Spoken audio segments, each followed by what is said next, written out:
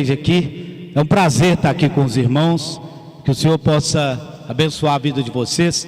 Eu fiquei feliz, de ver aí rostos antigos, pessoas que nós já conhecemos de muitos anos.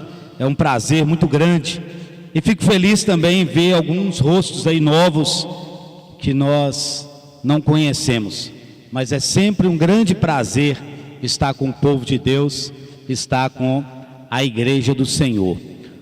O texto que o Rômulo leu, eu quero primeiro agradecê-lo pela leitura, e o texto que o Rômulo leu hoje, nós vamos usar como base em 30 minutos que nós vamos conversar aqui. É interessante que Josué propõe uma decisão coletiva. Se você for analisar o texto, ele propõe uma decisão coletiva, mas ele rompe da proposta e toma uma decisão unilateral. Se vos parece bom, em outras palavras, não servir o Senhor, eu e a minha família, nós serviremos o Senhor. Josué toma uma decisão diferente da decisão de muitos pregadores, diferente da decisão de muitos líderes, que deixam a sua família para trás e segue. Agora Josué não, ele não deixou a sua família. A decisão dele, ele respeitava os outros, mas a decisão dele tornou-se unilateral. Se os outros não quisessem seguir, ele e a família dele seguiria o Senhor. Esse é um desafio para você, esse é um desafio para a minha vida, que nós possamos seguir o Senhor juntamente com a nossa família, que nós sejamos diferentes de alguns pregadores, inclusive alguns líderes das igrejas de Cristo, que nós sejamos diferentes, que nós não deixemos a nossa família para trás, mas que possamos decidir servir nós e nossa família o Senhor. Podemos caminhar, por gentileza. Nós precisamos trabalhar, vale a pena pensar nisso, trabalhar para termos uma família produtiva para o Senhor. Isso vai requerer trabalho, vai requerer muito mais suor, transpiração do que inspiração. E se você deseja ter uma família produtiva, preste-me atenção no conceito bíblico sobre produtivo. Se você deseja ter uma família produtiva para o Senhor, você vai precisar trabalhar e trabalhar muito. Eu queria que a gente pudesse pensar um pouquinho sobre isso. Se você já imaginou por que é que algumas famílias são tão produtivas no reino de Deus? Você já parou para pensar isso? Você já parou para lembrar de alguns irmãos, de algumas famílias que você conhece? E por que será que essas famílias são tão produtivas no reino? Por que elas são capazes de realizar tanta coisa no reino de Deus? Quando eu estava pensando nesse assunto, a minha mente me levou a alguns irmãos que eu amo e que eu admiro, e que eu vejo que tem uma família produtiva. Mas o que é que eles fazem? O que leva essas famílias a serem tão produtivas? O que as tornam tão produtivas no reino de Deus? Aí eu te proponho um outro pensamento, bem o contrário do primeiro. Imagine se você tivesse de publicar um relatório da produtividade da sua família. Você tivesse que tornar público um relatório da produtividade da sua casa, da sua família. Os meninos cresceram e a família tornou mais produtiva. Vieram os genros, vieram as noras, que são discípulos e discípulos de Jesus. Os filhos cresceram e alcançaram alguns amigos lá na faculdade e trouxeram para o reino. Ou os meninos cresceram e nós perdemos os filhos. O que é que você publicaria? Qual seria o relatório da sua família? Ele apresentaria declínio ou crescimento? Precisamos pensar nisso. Se você tivesse que tornar público um relatório da sua família, como seria o seu? Os resultados seriam positivos ou seriam negativos? Tem 30 anos, tem um pouco mais, mas vou arredondar para 30. Tem 30 anos que eu estou na igreja. Infelizmente, eu tenho assistido alguns relatórios que não são tão positivos.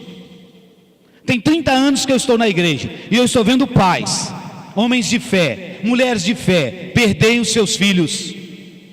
E nós precisamos pensar juntos nisso hoje de manhã.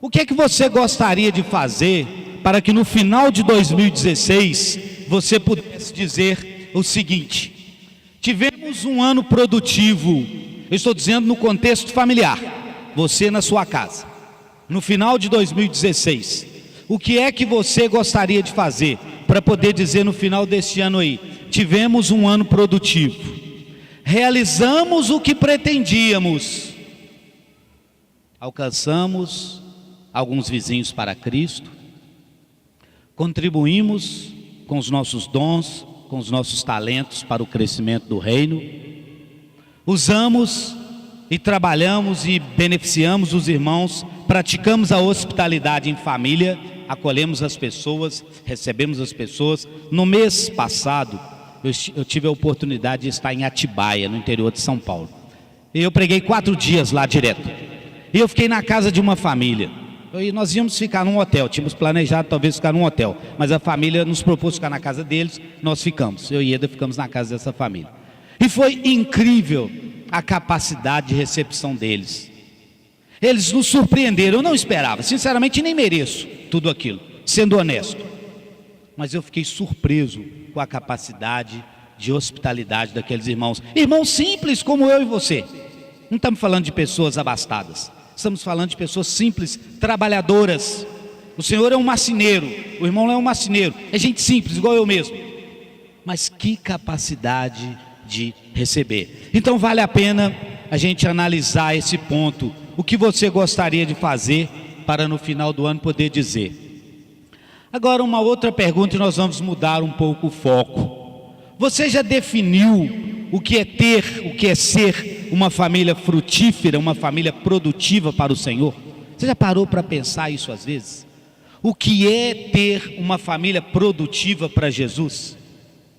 Agora, mais importante do que definir isso, você conhece a definição divina de uma vida produtiva? Como Deus trata esta questão da produtividade na Escritura Sagrada? E a gente vai pensar um pouco nisso aí juntos. Esse é o meu alvo, estou lutando para isso. Tenho os 2 filhos, um já é casado, o outro é noivo, um tem o ministério de louvor, inclusive hoje está dirigindo louvor lá no Alipe de Melo. O Átila está lutando lá no ministério com os adolescentes. As noras são envolvidas no trabalho de Deus.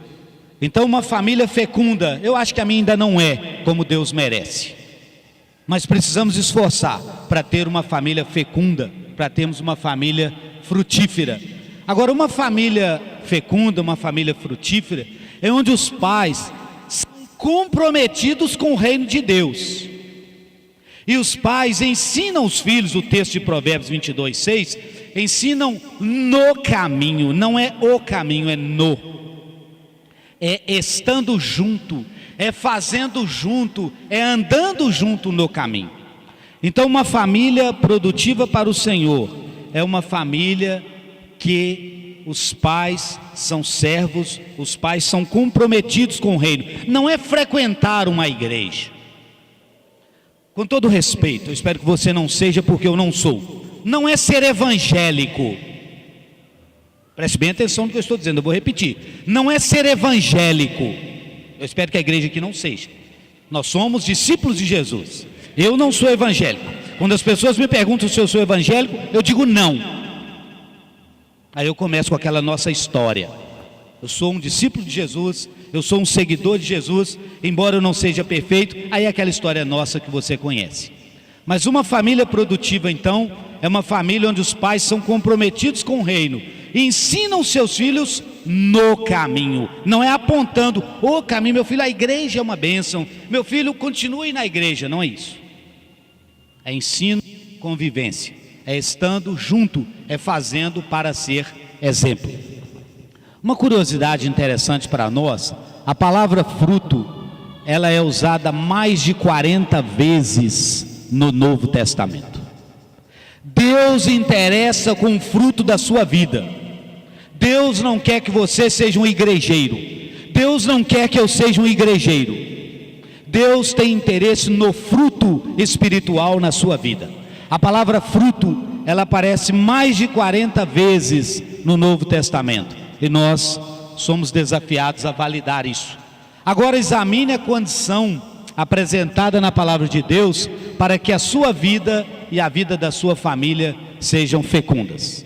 Então agora nós vamos fazer uma análise nas Escrituras para que você possa entender e eu possa entender como a nossa família poderá ser uma família fecunda.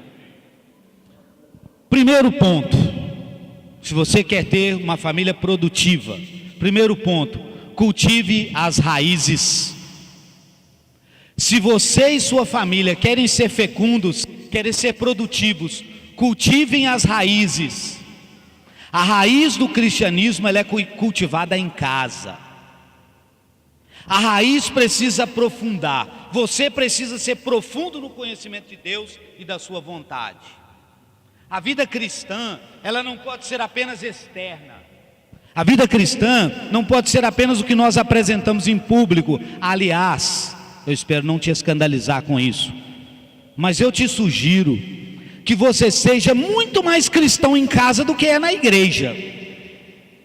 Eu te sugiro que você seja muito melhor discípulo, muito mais amoroso, muito mais comprometido com o Senhor em casa do que é aqui, em público. Então o primeiro passo, nós vamos ver a Escritura Sagrada daqui a pouco, até então ainda é opinião. O primeiro passo para que nós possamos cultivar as raízes é realmente estar na palavra de Deus. Olha o que diz o texto sagrado: bendito é o homem cuja confiança está no Senhor, cuja confiança está nele. Ele será como uma árvore plantada junto às águas e que estende as suas raízes para o ribeiro. Ele não temerá quando chegar o calor, porque as suas folhas serão sempre verdes. Não ficará ansioso no ano da seca e nem deixará de dar frutos. Mas aí nós voltamos para uma pergunta: por quê? Por que é que você e a sua família precisam de raízes? Nós precisamos de raízes para conseguir suportar as intempéries da vida, o calor excessivo e a seca excessiva. E a gente vai usar como figura de linguagem aqui hoje de manhã: a adolescência bate à porta do seu filho. A influência do mundo bate na porta da sua casa. A influência dos colegas de trabalho, dos vizinhos e dos amigos batem à sua porta. São as intempéries da vida. E se você não tiver raiz, você vai desabar. Então a resposta, por que é que você e sua família precisam de raízes, é porque o calor e a seca. E eu gosto desse texto que o Senhor disse. O Senhor disse que ia acontecer o seguinte, que os ventos viriam, eu estou parafraseando o Senhor, não vou dizer literalmente o que ele disse, mas que os ventos viriam e que os rios iriam encher e iam de ímpeto contra a casa.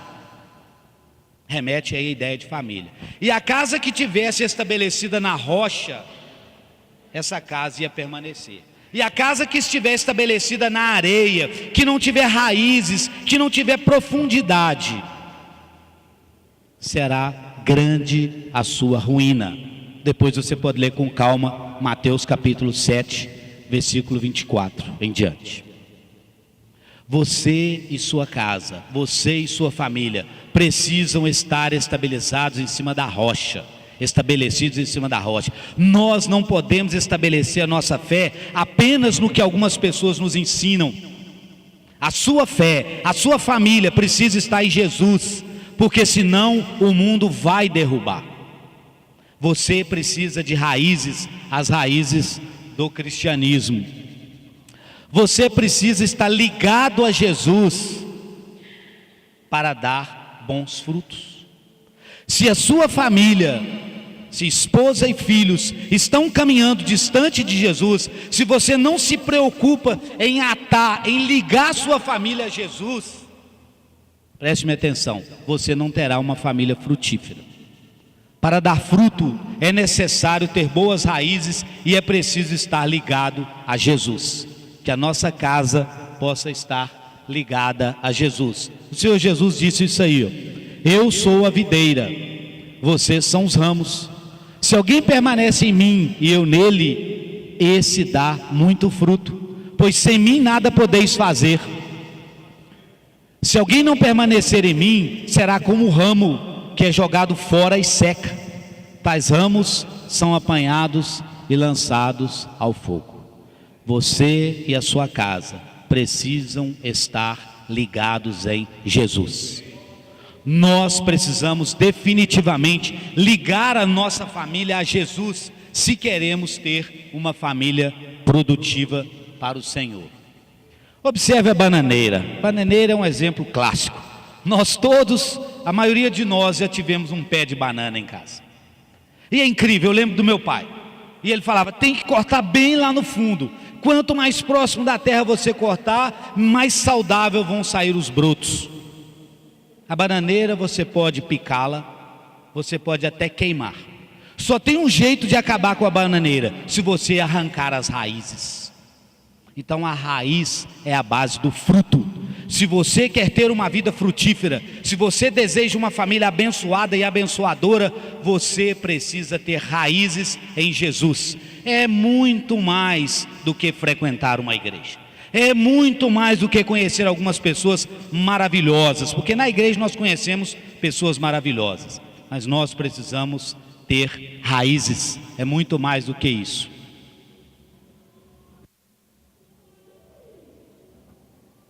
Preste atenção no que está escrito.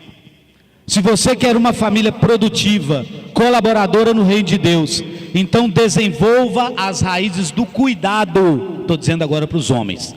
O cuidado com a sua esposa e com seus filhos. Infelizmente, vou repetir, tem 30 anos que eu estou na igreja, comprometidamente, para um tempo que eu comecei a conhecer. Tem 30 anos que eu sou comprometido de fato com Jesus. E eu tenho assistido que, infelizmente, a falta de cuidado, a falta de preocupação com a família, a falta do ensino da palavra em casa, tem permitido que muitos líderes da igreja, grandes homens, tenham perdido seus filhos. Então vamos atentar para o que diz a palavra de Deus. Ora, se alguém não tem cuidado dos seus, e especialmente dos da própria casa, tem negado a fé e é pior do que o descrente. 1 Timóteo capítulo 5, versículo 8. É Deus quem está falando. Eu não tenho sabedoria para dizer isso. Eu não teria capacidade nenhuma para poder criar alguma coisa dessa maneira. Num contexto de cuidados. Esse versículo está inserido num contexto de cuidados. De inscrição de viúvas, de cuidado material de viúvas. Esse texto aí está lá nesse contexto, respeitando o contexto. Se alguém não tem cuidado dos seus, e de uma forma especial da própria casa, tem negado a fé, e é pior do que o descrente, é a palavra de Deus que está dizendo. Outro texto que me consola muito, Provérbios 12, 3. A raiz do justo não será removida. Talvez você não vá ver, mas se você cuidar dos seus, o seu bisneto será um discípulo de Jesus. O seu tataraneto, talvez você não esteja aqui mais, será um seguidor fervoroso de Jesus. Então nós precisamos cuidar, especialmente dos da própria casa. Como cultivar as raízes da produtividade na sua família? Muito simples, parece, mas na prática não é.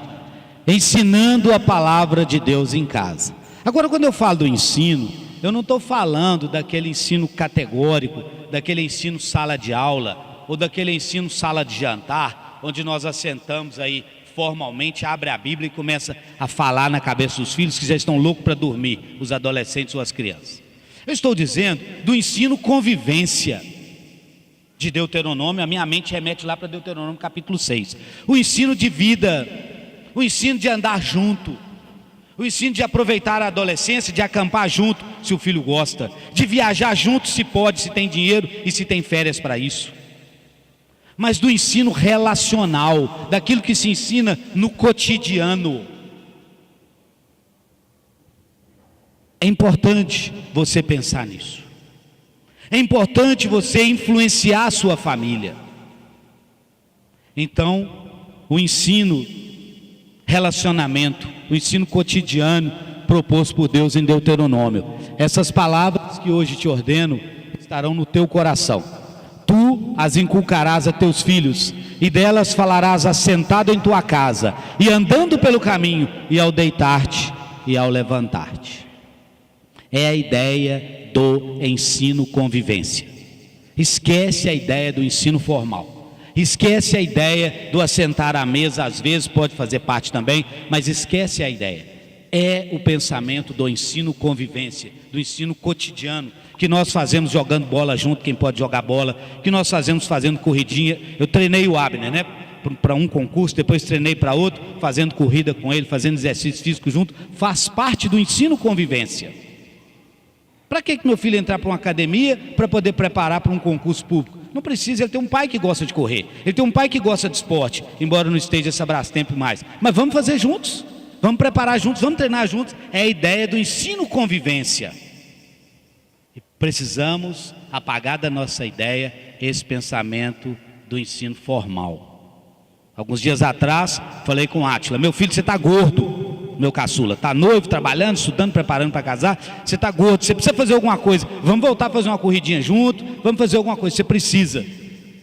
Então, é ensino relacional, nós precisamos relacionar, envolver com a nossa família, se queremos uma família produtiva. Segundo ponto, e mais 3 nós vamos fechar, já está quase dando os 30 minutos lá.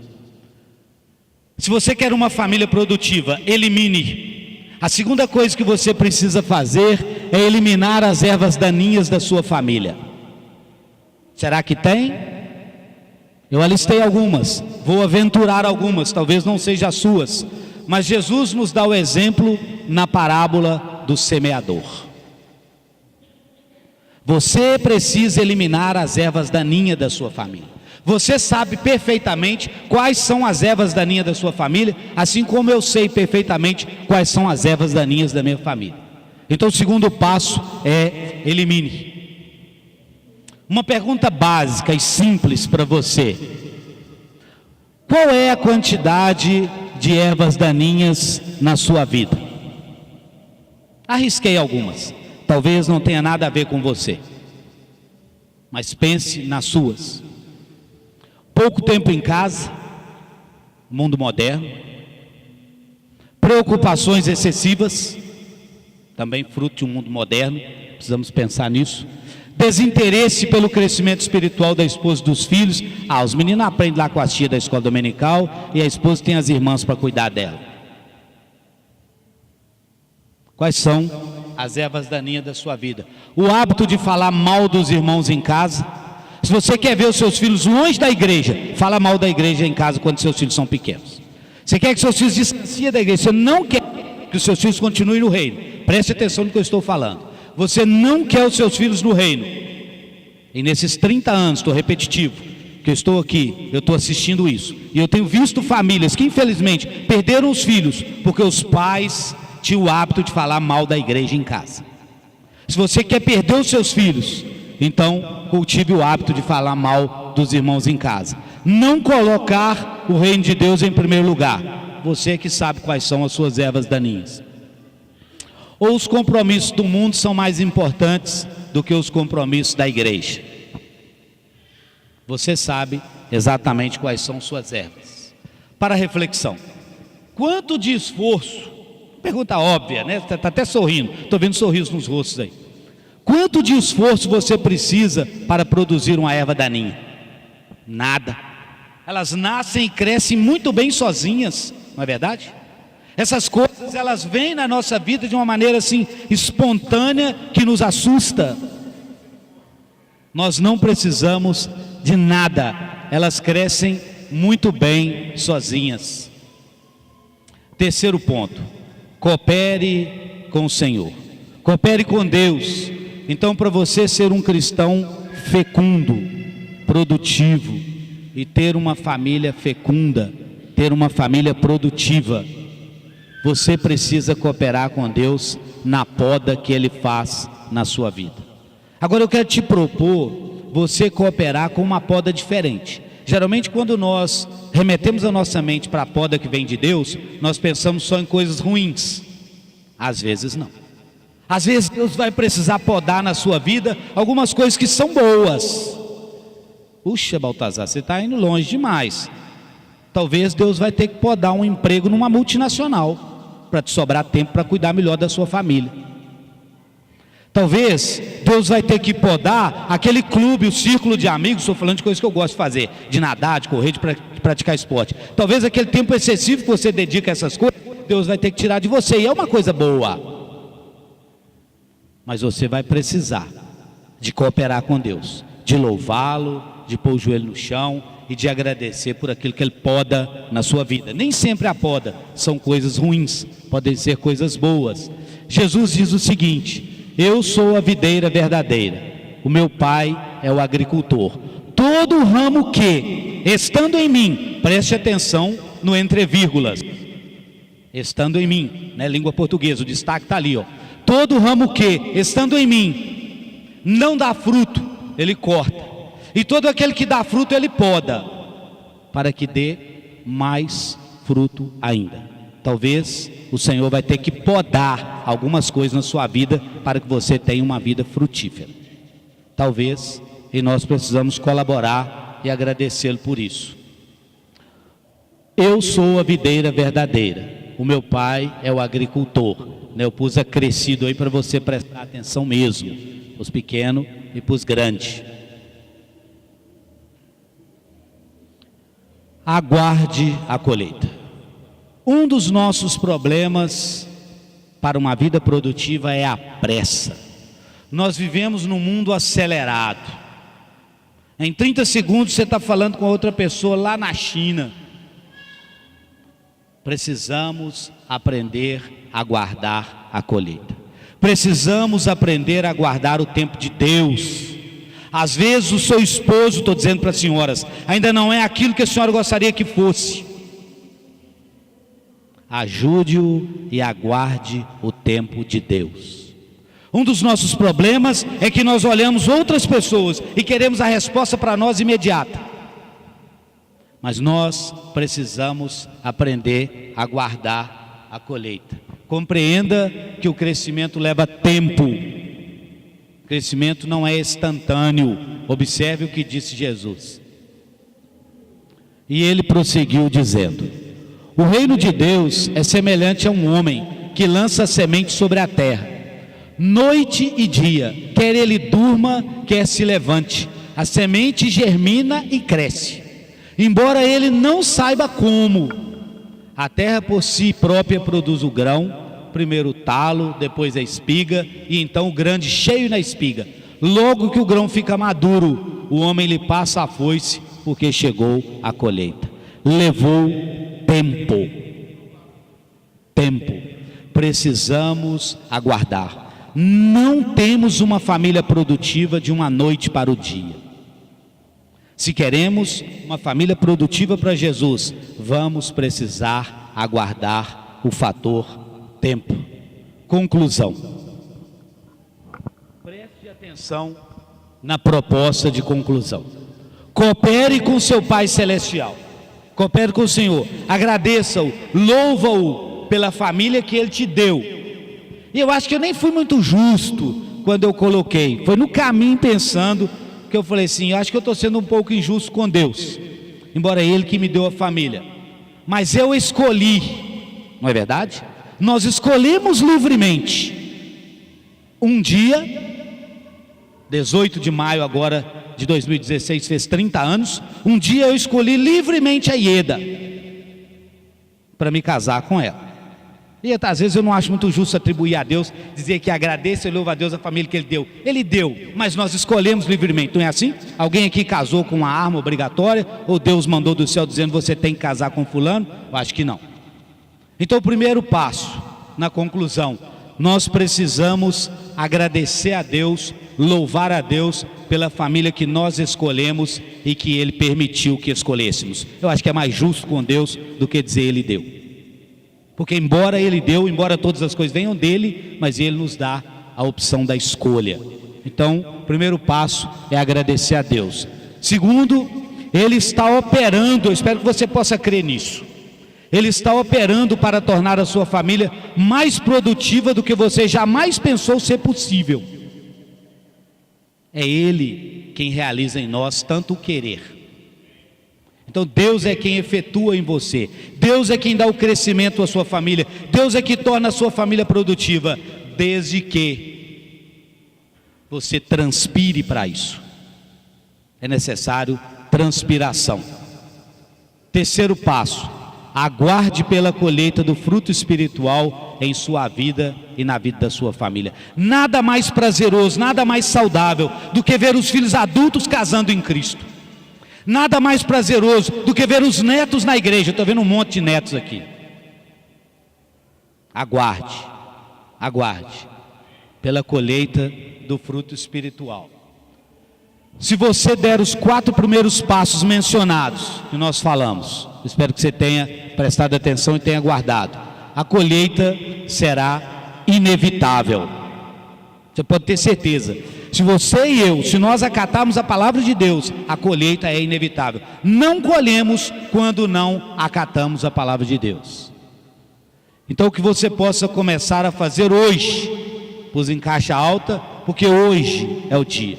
Que você possa começar a fazer hoje o que precisa ser feito.